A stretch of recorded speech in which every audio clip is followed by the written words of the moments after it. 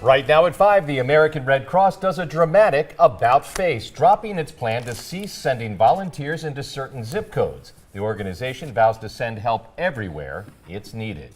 Good evening, I'm George Mallet. And I'm Shannon Sims in for Carol Meekins. Today's TMJ4 broke the news when the Red Cross said it would not send volunteers into 10 zip codes. Well, yesterday they blamed that move on a volunteer shortage. Today, though, they said they will make it work with the manpower available. Sean Gallagher joining us live with a decision to revert back to the old policy. Sean.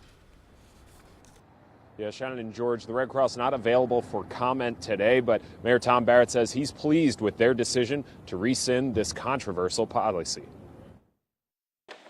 After a week of criticism over its on-site fire response policy, the Red Cross has backtracked. I think this was a situation where initially they made a decision. They didn't, I think, understand the ramifications of the decision and how it would be perceived. The perception of that policy, minorities in the city would not receive the same treatment as those in other areas of the city, with the zip codes cutting right through the heart of the city. The zip codes that were picked are going to impact the most at-risk, most critically underserved communities in this area, and we've been very explicit with the Red Cross about our concerns around this. Nicole Angrisano with United Way says they donated nearly $900,000 to the Red Cross last year. She said if the policy wasn't rescinded, they would have had serious discussions about the future of their partnership, but they're happy with the turnaround. Sometimes we just have to take a step back, reflect on what we're hearing from the community, acknowledge that maybe we just missed the mark. I respect the Red Cross and the work that they do, and I want our residents to respect the work they do and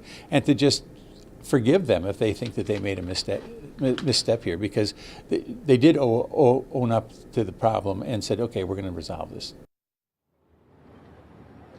Now, the Red Cross did issue a statement today apologizing for this policy, but they stuck to their story about suffering from a volunteer shortage. But rather than having the service limited in the area, they say they're going to redouble their recruiting efforts to make sure that everyone in the city gets the same service regardless of where they live. Near City Hall, Sean Gallagher, today's TMJ4.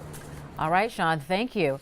Well, just into the newsroom, we asked the Milwaukee Fire Department to send us a breakdown of fires where they notified the Red Cross because the fire was in an occupied dwelling. The number one zip code with the most calls was 53206 with 45 calls. 53212 had 24 calls. 53218 had 23, and 53215 had 21 calls. Now, 3 of those zones were among those the Red Cross had said would no longer see on-site volunteer visits.